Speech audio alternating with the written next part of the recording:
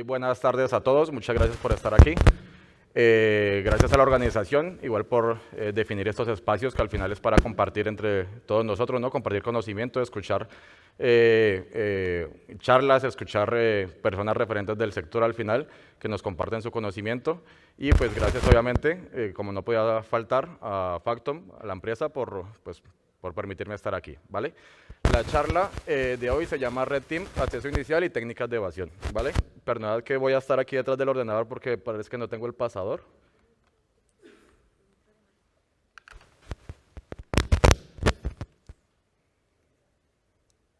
Hola, hola, hola. ¿Se escucha? Hola, hola. ¿Sí?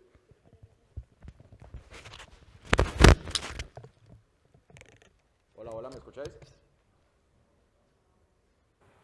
Hola, hola. Ahora sí. Vale, genial. Disculpad. Vale, entonces, como decía, bueno, la charla es Red Team, acceso inicial y técnicas de evasión, ¿vale? Aquí vamos a ver un poco lo que sería un proceso de Red Team o un proceso de seguridad ofensiva, ¿vale? Comentando un poco lo que sería análisis de vulnerabilidades, penetration testing y Red Team, ¿vale? Y luego vamos a pasar un poco a las técnicas de evasión, a cómo funciona un EDR y cómo podríamos llegar a saltarnos esas protecciones. Siempre hablando desde la parte ética, claramente. Y pues bueno, vamos a iniciar. Disculpa que voy a estar aquí detrás del ordenador, pero pues el pasador no funciona, así que bueno, voy a estar aquí detrás, ¿vale?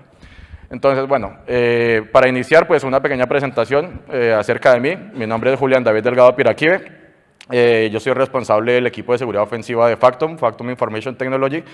Y como segundo empleo, ahora, hace no mucho tiempo, pues estoy de profesor de máster de ciberseguridad en un centro educativo llamado IFP, ¿vale? Quedan 3 cantos, el que quiera participar en el programa, pues bienvenido, ¿vale? Allí nos veremos. Allí pues, vale, perfecto, muchas gracias. Allí pues dicto las asignaturas de hacking ético, respuesta a incidentes, análisis forense y evasionado de sistemas y redes, ¿vale? Entonces el que quiera apuntarse, pues siempre bienvenido. Llevo más de 10 años, bueno, 10 años aproximadamente trabajando en el sector de tecnologías de la información y ciberseguridad. Tengo algunas certificaciones, como bien se logra ver ahí, la CRTO, la EWPT, la SPPT, la CH, la EJPT, etcétera, etcétera, no quiero nombrarlas todas. Y pues al final abajo se ve un poco las actividades o qué es lo que hacemos en el equipo de seguridad ofensiva, pues de Factom, ¿vale? A la parte inferior derecha pues se ve un poco las redes sociales, LinkedIn y GitHub. En GitHub pues tenéis varios proyectos que son libres, ¿vale? Que se pueden aplicar en vuestras organizaciones o en vuestros procesos de seguridad, ¿vale? Entonces, ¿qué vamos a ver hoy? La agenda. Vale, pues vamos a ver inicialmente diferencias de conceptos para que quede claro de antemano, ¿no? Las diferencias que hay entre análisis de vulnerabilidades, penetration testing y el Red Team, ¿vale? Que se suele confundir, sobre todo en la parte de penetration test y Red Team se suele pensar que es lo mismo y no lo es, ¿vale? Luego vamos a ver otros conceptos u otros enfoques que sería lo que conocemos como Continuous Penetration Testing o Persistent Penetration Testing, ¿no? Es decir, un test de intrusión persistente, y luego otro concepto que se llama Breach and Attack Simulation, ¿vale? Que es más enfocado a Red Team. Luego de esto vamos a pasar al nombre de la charla como tal, que sería técnicas para acceso inicial, ¿vale? Vectores de entrada, y luego técnicas de evasión de protecciones, en este caso EDRs y anti-malware, ¿vale? Y al final pues vamos a hacer un pequeño resumen de los entregables de lo que presentamos normalmente en auditorías de hacking ético de este tipo, que sería pues los informes, ¿no? Informe ejecutivo e informe técnico, ¿vale? Entonces vamos a ir pasando. Voy a ir pasando rápido porque tenemos solamente 30 minutos y espero no pasarme mucho de tiempo, ya me avisarán, así que bueno, voy a ir pasando rápido, ¿vale? Entonces aquí tenemos las 3 categorías que estábamos viendo, ¿verdad? Análisis de vulnerabilidades, penetration testing y Red Team, ¿cierto? Entonces, cuando hablamos de análisis de vulnerabilidades, creo que todos los que hayamos trabajado en ciberseguridad o que estemos estudiando ciberseguridad, habremos ejecutado un análisis de vulnerabilidades aplicando o usando una herramienta automatizada, ¿no? Como cuál, como Nessus, como Penbas, como Qualys, como Acunetics, etcétera, etcétera, ¿verdad? Al final, el análisis de vulnerabilidades se basa en identificar cuáles son las versiones de los servicios que tenemos sobre la infraestructura y asociar esas versiones de servicio a una base de datos de vulnerabilidades, ¿verdad? Por ejemplo, no sé, ExploitDB, ¿vale? Entonces, en base a esas vulnerabilidades o a esos payloads que cargamos o que cargan las herramientas, pues prueba si tiene la vulnerabilidad o no tiene la vulnerabilidad, ¿vale? Entonces, en resumen, son escaneos automatizados, ¿vale? Utilizando herramientas automatizadas, ¿cierto? Y asocian CVEs o vulnerabilidades a versiones de servicios. Sin embargo, pues esto es funcional para un proceso de gestión de vulnerabilidades para una empresa, pero aquí realmente solo estamos identificando las vulnerabilidades, ¿verdad? No estamos evaluando, por ejemplo, cuáles son las contramedidas que tenemos, ¿cierto? Entonces, pasamos al siguiente nivel, que sería el penetration test, que en este caso sería una auditoría de hacking ético o una evaluación de seguridad basada en tiempo, ¿verdad? Donde definimos o establecemos cuál es el estado actual de la organización. Esto porque tiene al final un alcance limitado. Hablamos, por ejemplo, de jornadas o de semanas, ¿vale? Es un alcance limitado en el cual vamos efectivamente a evaluar esas contramedidas, ¿verdad? Es decir, si el presupuesto que yo me he gastado implantando el EDR, el anti-malware, el PAM, el NAC, el firewall, etcétera, realmente ha valido la pena, o si los tengo implantados pero no están realmente sacando el máximo provecho, ¿verdad? Entonces, como comentábamos, el alcance es basado en tiempo, es una foto del estado actual de la organización. Y pues el alcance está un poco limitado, ¿verdad? Cuando definimos estos alcances de auditoría de hacking ético, normalmente no nos permiten hacer procesos de posexplotación o no nos permiten hacer ataques de ingeniería social, ¿verdad? Campañas de phishing, ataques de negación de servicio, etcétera. Entonces al final está un poco limitada, ¿cierto? Entonces, aquí lo que hacemos es precisamente explotar las vulnerabilidades que se han identificado en el paso anterior, ¿no? No significa que hagamos el análisis de vulnerabilidades dentro del mismo test de penetración, porque no vamos a llegar a una organización a lanzar un Nessus o a lanzar una herramienta automatizada para generar un montón de ruido y que nos pillen, ¿no? Al final, que es lo que realmente haría un atacante, un actor de amenaza, ¿verdad? Entonces, en resumen, el primer paso de análisis de vulnerabilidades es identificación y clasificación de vulnerabilidades, el segundo es explotación de vulnerabilidades y evaluación de contramedidas, y luego ya pasamos a un siguiente nivel, que sería la parte del Red Team, ¿vale? Esto se suele confundir mucho, conozco un montón de personas que me han dicho, no, es que trabajo en el Red Team, y les pregunto, ¿qué haces? No, pues hago exploiting web, ¿vale? Y eso realmente no es un Red Team, ¿vale? Entonces, para que queden un poco claros los conceptos. Entonces, el Red Team, ¿qué diferencia tiene con el Penetration Testing? Pues que el Penetration Testing, como decíamos, es basado en tiempo, ¿verdad? Tiene un alcance limitado. Pueden ser, no sé, 2 semanas, 3 semanas, 4 semanas, X semanas o X jornadas, dependiendo, pues, la infraestructura objetiva o el tamaño de la compañía y, bueno, ciertas otras métricas, ¿verdad?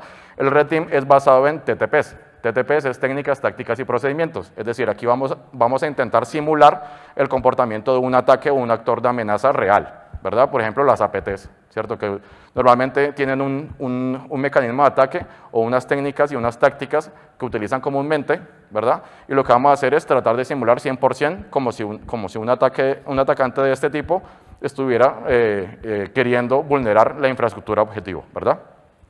Luego también, a diferencia del penetration testing, tenemos marcados objetivos, es decir, no vamos a evaluar como tal las contramedidas solamente, sino que se nos marcan unos objetivos en el ejercicio de Red Team. Por ejemplo, tenemos que comprometer el controlador de dominio con todo el NTDS, con los usuarios y hashes del dominio. Tenemos que comprometer la base de datos core de la organización, etcétera, etcétera. Es decir, ciertos flags que tenemos que ir cumpliendo con el vector de ataque que logremos completar, es decir, que logremos utilizar, ¿no? Entonces, ya el alcance se amplía mucho más porque la parte de posexplotación, lo que será movimiento lateral, elevación de privilegios y todo esto, sí que se tiene que ver en el Red Team, ¿verdad? Entonces, como comentábamos, es basado en TTPs, en técnicas, tácticas y procedimientos. ¿Dónde podemos ver esto? Pues al final utilizando el Navigator del Mitre Attack, ¿vale? Que es un framework en donde aparecen listadas todas las técnicas y tácticas que utiliza un actor de amenaza, pues nos podemos basar en ello para presentar nuestro informe o para resumir cuáles son los pasos que hemos realizado, ¿verdad? Y al final esos pasos que realiza un atacante cuando genera un ciberataque es lo que se conoce como el Cyber Kill Chain, ¿verdad? Que lo vamos a ver un poquito más adelante. Entonces, vemos que hay bastantes diferencias con el Penetration Testing, ¿verdad? Además, en el Red Team se suele usar, bueno, se debería usar perfiles maleables de Command and Control, ¿vale? Perfiles maleables es que yo puedo modificar el comportamiento de ese Command and Control para que se comporte como una aplicación legítima. Por ejemplo, comunicaciones a través del Microsoft 365 o Azure o lo que sea, ¿no? Al final, todas las comunicaciones, en este caso HTTPS, por ejemplo, todas las comunicaciones llevan un header que es el user agent, ¿verdad? Entonces, todos esos parámetros que podemos modificar para que cuando la persona que está defendiendo o que esté analizando todo ese tráfico piense que es una aplicación legítima, ¿verdad? Entonces, y esto es al final lo que hacen los atacantes en la vida real. Entonces, en resumidas cuentas, el Red Team es un ejercicio mucho más realista, basado en actores de amenazas, en Cyber Kill Chain, en técnicas, tácticas y procedimientos, mientras que el Penetration Test es básicamente estamos evaluando las contramedidas, ¿cierto? Y a ver hasta dónde podría llegar, qué tanto podría explotar de la organización, ¿verdad? Entonces, identificación y clasificación de vulnerabilidades, penetration test es explotación de vulnerabilidades y evaluación de contramedidas, y el Red Team sería evaluar las capacidades de respuesta de la organización. Esto al final porque estamos evaluando todo, ¿no? La seguridad como un todo. Es decir, no solamente las contramedidas tecnológicas, ¿cierto? Sino que serían las tecnologías, los procedimientos e inclusive las personas, porque aquí estos ejercicios de Red Team van enfocados a un nivel de madurez un poco más alto de las empresas, ¿verdad? Por ejemplo, que tenga equipos de respuesta, como lo que llamamos el Blue Team, ¿verdad? Porque si no, realmente no valdría mucho la pena. Haríamos un penetration testing si es que la empresa objetivo no tiene un equipo de Blue Team. Y con el análisis de vulnerabilidades, pues, al final lo que haríamos sería identificar el low-hanging fruit, ¿no? Esas vulnerabilidades que serían fácilmente explotables por un atacante, perdón. Luego, vemos otros conceptos que sería lo que llamamos como Continuous Penetration Testing o Persistent Penetration Testing, que esto al final, si nos ponemos a pensar, los entornos de desarrollo actuales, como por ejemplo los procesos de DevOps, ¿vale?, requieren de que la infraestructura esté cambiando constantemente. Es decir, que cuando yo tengo un entorno de aplicaciones, yo necesito subir instancias, bajar instancias, modificar instancias, es decir, que la infraestructura cloud en este caso esté cambiando constantemente, ¿verdad? Y con esos cambios sabemos que todo desde que haya un cambio y no exista control sobre esos cambios, pues va a generar brechas de seguridad y vulnerabilidades, ¿verdad? Entonces, en esta parte de Continuous Penetration Testing es básicamente un pen testing, un poco en concepto lo que vimos anteriormente, pero continuo, ¿no? Continuo o persistente. Es decir, si yo tengo, por ejemplo, mi superficie de ataque, yo tengo unos activos que están publicados en Internet, sea aplicaciones web, sea cloud, sea servicios, el que sea un marketplace, lo que sea, pues ese entorno va a estar cambiando constantemente, ¿cierto? Entonces, en este caso sería un penetration testing continuo, ¿vale? Perpetuo en el tiempo. Luego pasamos al siguiente concepto, que sería Breach and Attack Simulation, o BAS. Esto es un concepto que Gartner puso, ¿vale? Gartner al final va creando sus conceptos en base a como quiere. Entonces, aquí el Continuous Penetration Testing se basa más en pentesting, ¿no? Mientras que el Breach and Attack Simulation es más basado en ejercicios de Red Team, es decir, podemos hacer simulaciones de ataque, ¿vale?, utilizando diferentes vectores de ataque, ¿vale?, como lo haríamos en un Red Team. Solo que pues tiene bastantes diferencias o digamos que limitaciones, es decir, esto no podría suplir un equipo de Red Team. ¿Por qué? Porque si es verdad que los ataques o los vectores de ataque que vienen contemplados en este tipo de soluciones abarcan muchos escenarios, ¿vale?, y escenarios realistas, pues la realidad es que todavía hay cosas que no podrán cumplir, como por ejemplo los errores de lógica en las aplicaciones, que los que trabajen como pentesters se habrán dado cuenta o habrán visto que hay un montón y que en base a esos errores de lógica también puede llegar a hacer ciertos ataques, ¿verdad? Entonces, esto no sería contemplado y tampoco sería contemplado la parte de evasión de protecciones, porque al final en un tipo de solución de estas, pues sí, es muy potente, no estoy criticando a mal, es decir, vale mucho la pena, sino que no podría sustituir a un equipo de Red Team, ¿verdad? Entonces, no vendría contemplado tampoco la parte de evasión de protecciones. Entonces, como nosotros tenemos que desplegar una infraestructura de una solución como estas, pues al final nos estamos saltando todo el realismo, ¿no? Lo que es un ataque o un incidente de seguridad real. Porque cuando un actor de amenaza te ataca, no te está avisando, ni te está preparando, ni le está diciendo a nadie que te va a atacar. Entonces tú tienes que estar 100% todo el tiempo monitorizando, estar muy pendiente de los eventos y los incidentes, ¿no? Vale, entonces, un resumen de análisis de vulnerabilidades para que se entienda, ¿no? Hablamos de low hanging fruit, que es al final identificar esas vulnerabilidades que serían fácilmente explotables por un actor de amenaza. Entonces, esto es una arquitectura sencilla de una solución de análisis de vulnerabilidades, ¿vale? En donde vemos ciertas ondas que nos permiten analizar tanto de forma externa la organización como de forma interna, ¿verdad? En la parte superior izquierda también vemos una sonda a nivel de cloud, ¿vale? Entonces serían tres, una interna, una externa y una cloud, ¿verdad? Entonces, esta es una arquitectura muy simple que nos permite, como bien decíamos, identificar y clasificar las vulnerabilidades. Esto seguramente será muy conocido por la mayoría, es simplemente un informe de Nessus sobre un equipo en donde nos clasifica las vulnerabilidades, nos muestra una lista de recomendaciones y mitigaciones, ¿verdad?, de esas vulnerabilidades y poco más, ¿cierto? Ya va en nosotros aplicar esas recomendaciones en un procedimiento o en un proceso de gestión de vulnerabilidades de una compañía, ¿vale? Entonces luego, penetration test. Aquí, esto también es muy conocido, ¿no? Hacer ataques de SMB Relay o NTLM Relay, ¿vale? Aquí simplemente estamos viendo cómo se captura un hash net NTLM versión 2 en una organización y ese hash lo podemos romper, ¿verdad? Es uno de los ataques más utilizados, si no el más utilizado cuando hacemos auditorías de infraestructura o de Active Directory, ¿vale? Luego teniendo ese hash, pues bueno, hacemos un password cracking utilizando la herramienta que queramos, en este caso Hashcat. Luego enumeramos, luego de tener esa credencial o esa contraseña en texto claro, pues podemos utilizar diferentes herramientas como el DAP Domain Dump o en este caso Bloodhound, ¿vale? Para capturar la información del directorio activo, enumerarla y poder identificar posibles vectores de elevación de privilegios, ¿verdad? Entonces aquí estamos haciendo el volcado de todo el directorio activo. Aquí podemos ver con el DAP Domain Dump ficheritos en HTML en donde nos muestra cada uno de los objetos del directorio activo. Cuando digo objetos serían usuarios, grupos, políticas, GPOs, unidades organizativas, etcétera, etcétera, ¿verdad? Entonces desde aquí podríamos enumerarlo completamente. Luego podemos, por ejemplo, con Bloodhound hacer el grafo, ¿verdad? De todos los objetos del directorio activo. También identificar ACLs, ¿verdad? Las ACLs que son esos permisos que nos da el directorio activo entre un objeto y otro, ¿vale? Para hacer ciertos cambios o consultas. También podemos identificar vulnerabilidades de tipo SRF ROAS, Kerberos, esto todo es basado en el protocolo Kerberos, ¿vale? Y elevación de privilegios tipo DSSync, es decir, el objetivo siempre es, la joya de la corona siempre es convertirnos en administrador del dominio, ¿verdad? ¿Para qué? Para poder dumpear todo, hacer un dump, ¿verdad? Un volcado de todos los usuarios y hashes o credenciales que tenga el dominio. Entonces, si los pasos anteriores eran muy complicados, pues vale, pues simplemente lo vamos a volver más sencillo, ¿no? Hacemos un envenenamiento de red a nivel DNS por IP versión 6, porque sabemos que todos los equipos por defecto tienen el IP versión 6 habilitado y tenemos una link local address de IP versión 6, ¿verdad? Entonces, si esto no se mitiga en una organización, si no se sanitiza, pues se puede hacer envenenamientos de red con este protocolo. Entonces, aquí simplemente se hace un envenenamiento de red utilizando Responder y utilizando SOCs, ¿vale? Para generar sesiones,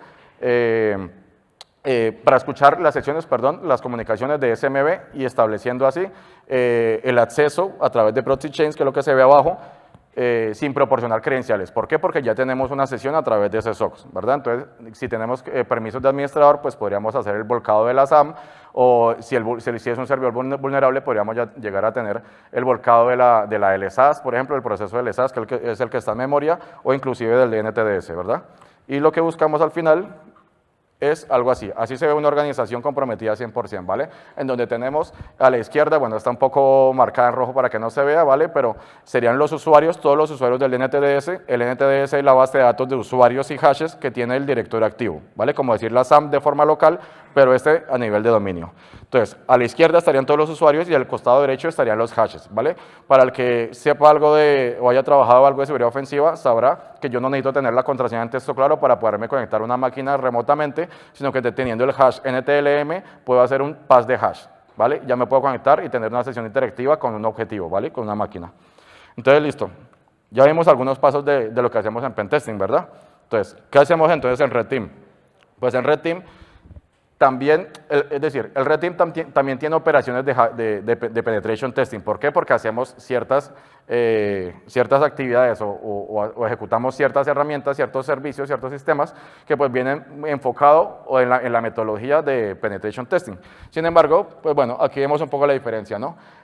Al costado derecho hay un mapa, ¿vale? Es un mapa de una de las auditorías que hemos hecho, en donde está el mapa a muy alto nivel, ¿vale? De la infraestructura de una compañía y lo que se ha hecho, ¿vale? Entonces, de forma externa, sin tener ningún tipo de credencial ni tener ningún tipo de información sobre la infraestructura, pues se ha logrado explotar diferentes vectores de ataque, ¿no? En este caso, se ha logrado a través de OSINT y phishing, se ha logrado capturar credenciales válidas de un usuario. Ese usuario se conectaba al Microsoft 365, ¿vale? Entonces, es decir, ya tengo acceso al Microsoft 365 sin privilegios y tengo acceso a la red interna de la compañía, ¿verdad? Ahí se hace el movimiento lateral, ¿vale? Ese usuario y esa contraseña es válida para una conexión VPN a través de un firewall, que un firewall también tiene el hub VPN.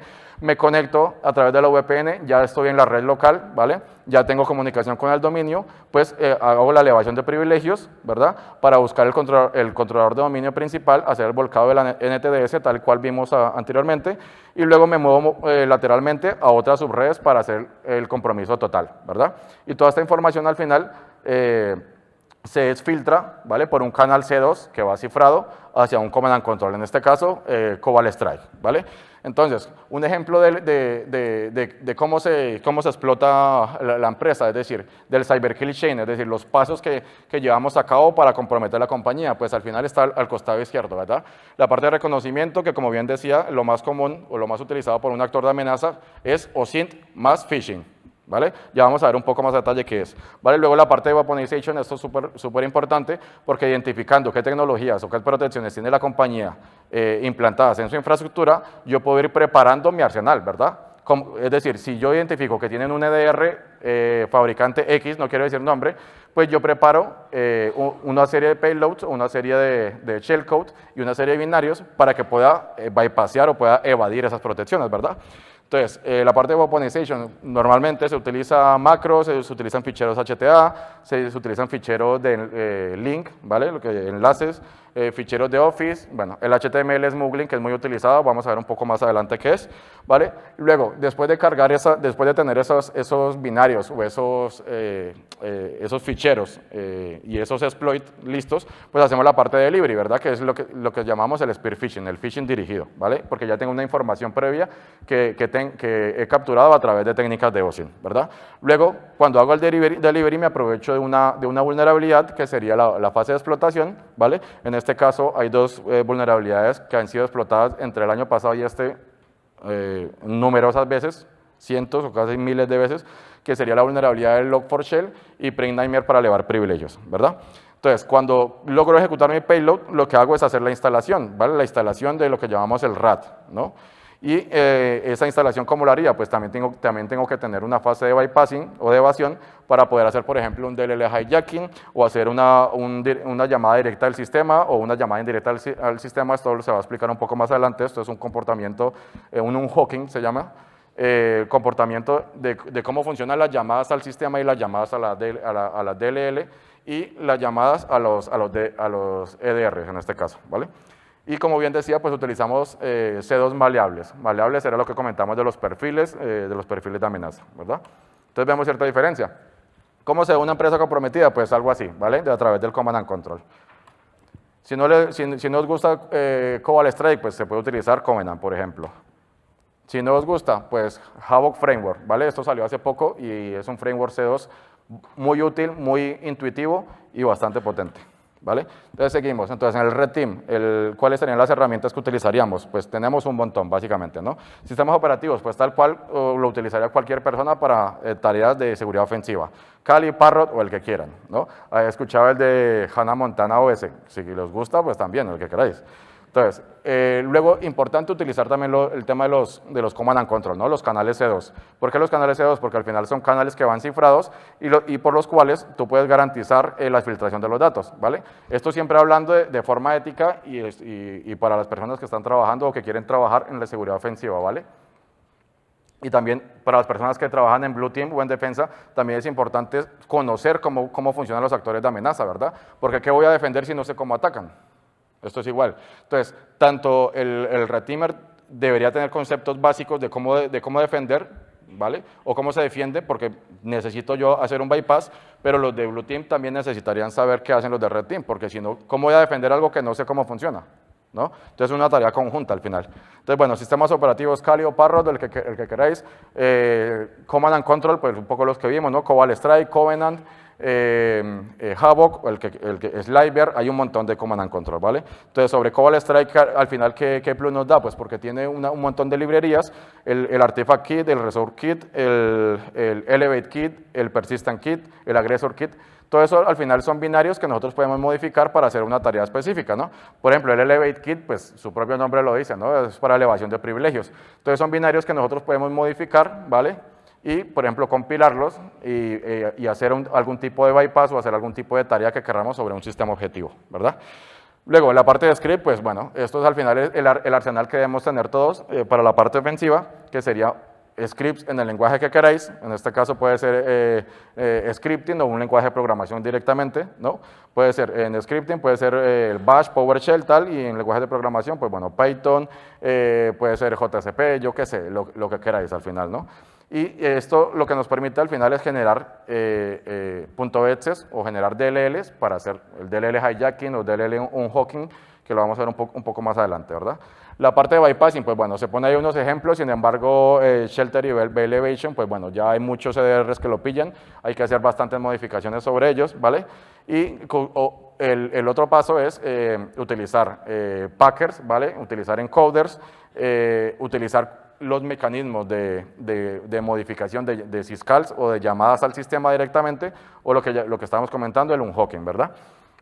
Por eso se pone ahí custom malware, ¿vale? Que al final el malware está cambiando constantemente, es polimórfico y los actores de amenaza están siempre haciendo un improve de sus técnicas, ¿no? Mejorando sus técnicas para bypassing y también para explotación de vulnerabilidades, ¿verdad? Luego la parte de post-explotación, pues un poco lo que comentábamos, ¿no? Elevación de privilegios, movimientos laterales, persistencia, pivoting, cracking de password, ataques de ingeniería social, disculpa. Ataques de ingeniería social utilizando diferentes herramientas, ¿vale? Ingeniería social no solamente phishing, sino smishing, vishing, ¿vale? Hay un montón, ¿vale? Entonces, en base a lo que comentábamos, pues el Red Team versus Blue Team, ¿verdad? Aquí vemos un mapa bastante sencillito, que esto tampoco es que tenga mucho curro, simplemente un poco las características de lo que sería el proceso de Blue Team y Red Team.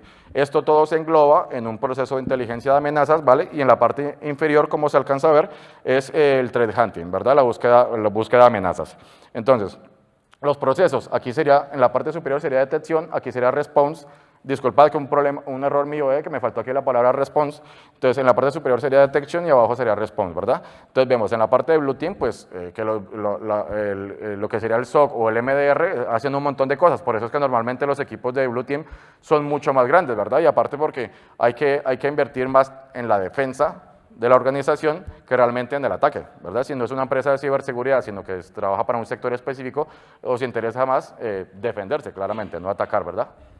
Entonces, ahí vemos un poco el proceso a la izquierda del Blue Team y el proceso a la derecha del Red Team, ¿verdad? No lo voy a explicar paso a paso, simplemente para que se vea un poco. El resumen es que el objetivo de ambos equipos es el mismo, mejorar la seguridad de las empresas, de las personas, de las instituciones, de todos, ¿verdad? Entonces, no dividamos tanto entre Blue Team y Red Team, que sí es cierto que hacemos diferentes actividades y tenemos diferentes objetivos, pero el objetivo general es común, ¿verdad? Vale, entonces técnicas de acceso inicial. Aquí vemos, por ejemplo, tenemos el OSINT y el phishing, que son los vectores más utilizados, que es lo que comentábamos, ¿verdad? Para hacer un acceso inicial. Entonces, OSINT, como por ejemplo, ¿qué actividades? Pues puedo enumerar correos electrónicos, puedo aprovecharme de las redes sociales, por ejemplo, de LinkedIn, ¿verdad? Hacer un análisis de cuáles son los perfiles de empleo que está buscando la empresa, ¿cierto? ¿Y para qué me interesarían los perfiles de la empresa? Pues porque yo normalmente si estoy interesado en un perfil, ¿verdad? Una oferta laboral, pues yo envío una documentación o envío por lo menos mi currículum, ¿cierto? Y eso ya me permite, pues, enviar información a mi objetivo. Entonces, al costado derecho tenemos enumerado una lista de dominios, una lista de correos electrónicos con nombres de las personas, de la organización, el perfil, ¿no? El cargo que tiene y pues su ubicación. En este caso se hizo con Google, porque tampoco lo íbamos a hacer con una empresa en particular, ¿verdad? Entonces, características importantes, pues si yo estoy aplicando para un perfil, para una oferta laboral, yo puedo enviar documentación, ¿cierto? Es decir, yo ya puedo enviar, por ejemplo, un PDF o enviar un documento ofimático y ya puedo hacer cosillas sobre ese documento. Luego, los abogados, corredores y contadores normalmente utilizan macros, es decir, que muy posiblemente en sus equipos tengan habilitadas la ejecución de los macros, ¿no? ¿Por qué? Porque tienen que hacer muchos cálculos, ¿no? Y al final ese es su trabajo. Entonces, es otro posible target, ¿verdad? Luego, conocer las tecnologías que utiliza el objetivo, ¿no? Era lo que comentábamos, saber, por ejemplo, qué anti-malware utiliza, qué DR utiliza para así prepararme y hacer la fase de weaponization de lo que sería el bypass de las protecciones, ¿no? Otra importante, pues, ¿qué correo electrónico utilizan? Si utilizan Microsoft 365, si utilizan G Suite, si utilizan lo que sea, ¿vale? ¿Y esto por qué? Pues porque si yo quiero hacer una campaña de phishing, por ejemplo, pues puedo montar diferentes escenarios, ¿cierto? Una que sea captura de credenciales, por ejemplo, otra que sea enviar un fichero malicioso y os aseguro que siempre caen, ¿vale? Entonces, tenemos la lista de usuarios, ¿verdad? Luego la lista de usuarios era un poco lo que comentamos, a la parte inferior en los empleos, esto solamente accediendo a LinkedIn, ¿vale? Podemos ver cuáles son las ofertas de empleo que se tiene. Esto ponemos de ejemplo Google, ¿vale? Por no poner otra empresa, pero aplica para todas, básicamente, ¿verdad? Entonces, yo ya siguiendo un proceso de aplicar para esos perfiles, puede ser cualquiera, no tiene que ser de ciberseguridad, puede ser cualquier cargo, ¿vale? Yo simplemente envío un documento, que es lo que me interesa, ¿verdad? Entonces, ¿cómo enumeramos? Esta es una herramienta que compartió nuestro compañero Microjoan, que por aquí está, ¿vale? Que trabaja en el equipo con nosotros con Factum. Es una versión light de la que tenemos en la compañía directamente, porque en la compañía también hacemos desarrollos internos de herramientas, ¿vale? Y es una herramienta que se ha compartido y es free, está en GitHub, ¿vale? Se llama Data Hunter, ¿vale? Para el que quiera buscarla. Esto básicamente poniendo solamente un nombre de una compañía, un dominio en este caso, o poniendo un correo electrónico, pues ya nos muestra un poco la información de esa compañía, si tiene, por ejemplo, data leaks, ¿no? O si tiene contraseñas filtradas, los hashes de las contraseñas podemos hacer password cracking, etcétera. Es decir, se puede hacer un montón de cosas con esta herramienta, ¿verdad? Como decía, no es la que utilizamos en la compañía, porque en la compañía, pues al final tenemos un framework completo de OSINT, en el cual esta sería solo una de las tareas que se realizan, ¿verdad? ¿Y para qué? Para hacer la numeración, ¿no? Todo el mapa, tener todo el mapa completo de la organización para saber cuál es la mayor probabilidad que tengo es decir, cuál es el vector de ataque que podría utilizar y que sería más probable que se pueda realizar, ¿verdad? Que se pueda explotar. Entonces, ¿qué pasa? Si yo sé que, por ejemplo, tienen Microsoft 365, pues simplemente armo un correo como lo que le llega a todos los que utilizan la plataforma Microsoft 365, ¿verdad? Porque tenemos OneDrive, tenemos SharePoint, tenemos Teams, tenemos todo esto. Pues simplemente hago uno clásico como el que se recibe en una organización cuando se comparten documentos, ¿vale? Un compañero ha compartido un documento contigo, ¿vale? Entonces solamente pincha y ya puede o ejecutar alguna macro maliciosa, o ejecutar un JavaScript, ¿cierto? O simplemente pues descargar un malware. Entonces, ¿qué pasa? Hay algo que son las protecciones, ¿verdad? Lo que se conoce como el Advanced Threat Protection de Microsoft 365. Entonces, ¿qué pasa? Si yo publico un portal que sea falso, por ejemplo, para capturar credenciales, pues seguramente esta protección me lo va a capar, ¿verdad? Porque cuando el usuario intente conectarse va a decir, no, este sitio es falso, ¿vale? Entonces ¿qué hacemos? ¿Qué es lo que podemos hacer? ¿No se puede hacer nada? Pues no. Resulta que al costado derecho tenemos un login de autenticación, ¿verdad? Clásico de Microsoft 365, ¿verdad? Entonces, ¿qué necesitamos primero? Montar la infraestructura. Por ejemplo, podemos utilizar Evil Engines, que lo que es un servidor, ¿vale? Que está en el medio entre la víctima, ¿vale? Y el servicio destino. Allá pone Google, pero puede ser Microsoft, puede ser el que querramos, ¿verdad? Entonces, ¿qué va a pasar? Que cuando la víctima teclee ingrese sus credenciales, va a hacer la petición directamente, es decir, va a llegar al Evil Engines, es decir, yo voy a tener las credenciales, pero esa petición va a ser real, va a ser verídica porque va a llegar al su destino, ¿verdad? ¿Y esto para qué? ¿Para qué lo hacemos? Pues porque hay algo que se llama el doble factor de autenticación, ¿verdad? Entonces, cuando se haga la autenticación, lo que va a hacer el servicio, sea Google o Microsoft, es enviar el código, el OTP, ¿verdad? El código al usuario. Entonces, si yo no tengo ese código, pues no podría llegar a acceder, ¿verdad? Entonces, el código le llegará al usuario y el usuario volvería a digitar su OTP y yo vería el OTP a través del servidor del medio. Es decir, bypassado el OTP, ¿verdad? Entonces, ya tengo la infraestructura. ¿Y cómo hago para publicar mi sitio de captura de credenciales sin que me pillen?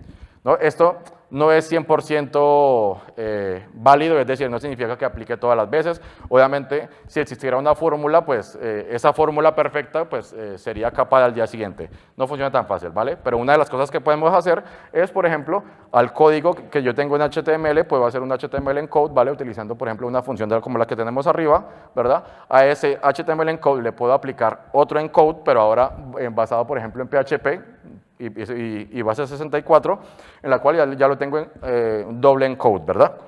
Y a eso lo que voy a hacer es generarle un short URL también, una tarea de las que hacemos siempre, ¿no? Un short URL para que no pille el dominio y no lo banee, ¿cierto? Pero en el short URL no voy a poner ese enlace directamente en el correo, sino que lo que voy a hacer es un HTML smuggling, ¿verdad? Y ya vamos a ver qué es un HTML smuggling. Entonces, así se vería si vamos a la página web, en este caso el portal de login, y damos control U o damos clic derecho a ver código, eso es lo que vamos a ver. Y eso es lo que va a ver también Microsoft, lo que va a ver Google y demás. ¿Que es ilegible? Sí, es ilegible. ¿Que ellos lo pueden descifrar? Sí, claro, lo pueden descifrar, ¿verdad? Pero va a costar mucho más, ¿cierto?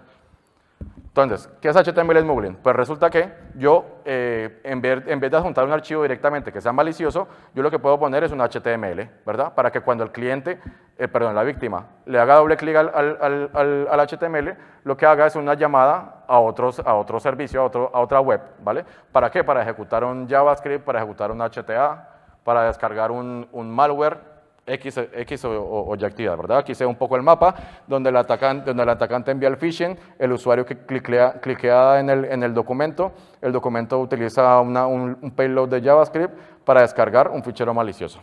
Eso se entiende, ¿no? Entonces, vale, voy a pasar súper rápido. Ya me acabó el tiempo, es que media hora muy poquito. Entonces, así se ve el documento HTML, ¿vale? Cuando lo abro simplemente pues se va a ejecutar. Entonces, yo me estoy bypassando la inspección del contenido en cuanto a la extensión del fichero, en cuanto al contenido malicioso, porque todo está correcto, ¿vale? Y luego hago un unhook utilizando una herramienta como por ejemplo Eevee, está subrayada allí, para jugar un poco con las llamadas al sistema y que la telemetría del EDR no se cargue, ¿verdad? Entonces, aquí teníamos, voy a pasar muy rápido esto, aquí teníamos simplemente el resumen de cómo funciona un EDR, ¿vale? Análisis estático, análisis dinámico y análisis de comportamiento. Los dos de la izquierda son cómo funciona un antivirus normal y a la derecha un EDR, ¿verdad? Y aquí aparecen los patrones de detección, es decir, qué utiliza cada uno para detectar que eso sea malicioso efectivamente, ¿verdad? Lo voy a pasar muy rápido, esto es un ejemplo de análisis estático en donde valida cada una de las strings, ¿vale?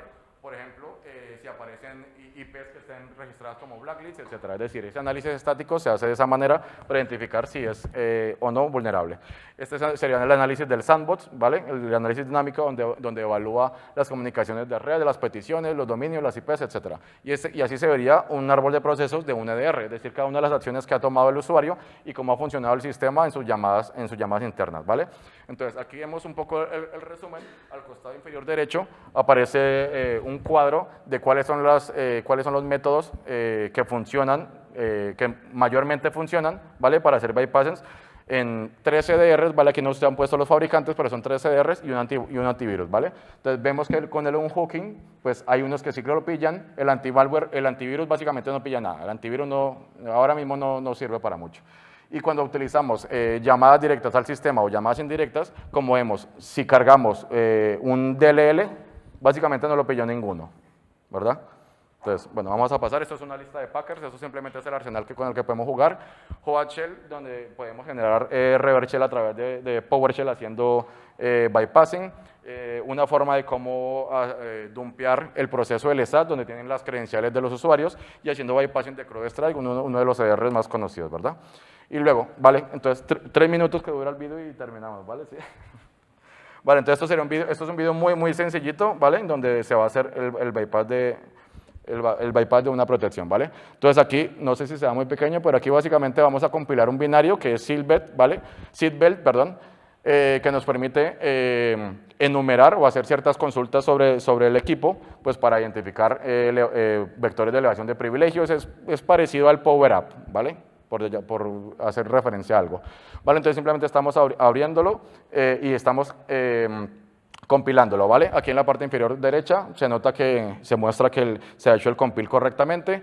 Ahí ya vemos el ejecutable que se ha compilado, ¿vale? Aquí vamos a utilizar una herramienta que se llama ThreadCheck, ¿vale? Que el que no la haya utilizado es básicamente una herramienta que se conecta con el AMSI, ¿vale? Con el Anti-Malware System Interface del sistema operativo y utilizaría el EDR o la protección anti-malware que tenga por defecto. En este caso tenía el Defender, ¿vale? Entonces aquí cuando analizamos el fichero que hemos compilado, vemos que genera un offset, ¿no? El offset al final detecta que es malicioso, ¿vale? Nos ha detectado un offset, es decir, que lo detecta como malicioso, ¿verdad? Entonces aquí simplemente vamos a utilizar una herramienta, bueno, una herramienta que contiene diferentes packer y encodes, ¿vale? Vamos a utilizar un encode en particular, vamos a cargar ese binario, ¿vale? Perdón, ese ejecutable, ese seatbelt que hemos generado y vamos a aplicarle un packer y un encode sobre ese binario para intentar bypassar las protecciones, ¿vale? Entonces aquí lo cargamos, ¿vale? Voy a adelantar un poquillo. ¿Vale? Lo cargamos y ya no lo ha generado, es ese que dice seatbelt bypass, ¿vale? Entonces, vamos a volver a hacer el análisis con la herramienta que comentamos, a ver si nos sigue mostrando el mismo resultado. Es el mismo binario, ¿vale? Solo que uno tiene aplicado el packer y el encode. Entonces, cuando hacemos el análisis, básicamente nos va a decir que no se encuentran amenazas, es decir, nos hemos bypassado el Defender en 2 minutos, ¿vale? Entonces, luego, ¿qué es lo que vamos a hacer aquí al final? Pues bueno, vamos a probar si efectivamente el binario funciona, porque a ver, yo le he aplicado aquí ofuscación, le he aplicado un packer, le he aplicado un encode, pero y si me dejó de funcionar, ¿verdad? Entonces aquí simplemente lo vamos a ejecutar y cuando lo ejecutamos, cuando lo ejecutamos, vemos que es totalmente funcional, ¿vale? Lo ejecutamos y ahí nos sale toda la información con los parámetros, obviamente, para ejecutarlo, ¿verdad? Entonces, Defender bypassado. Ay, perdón.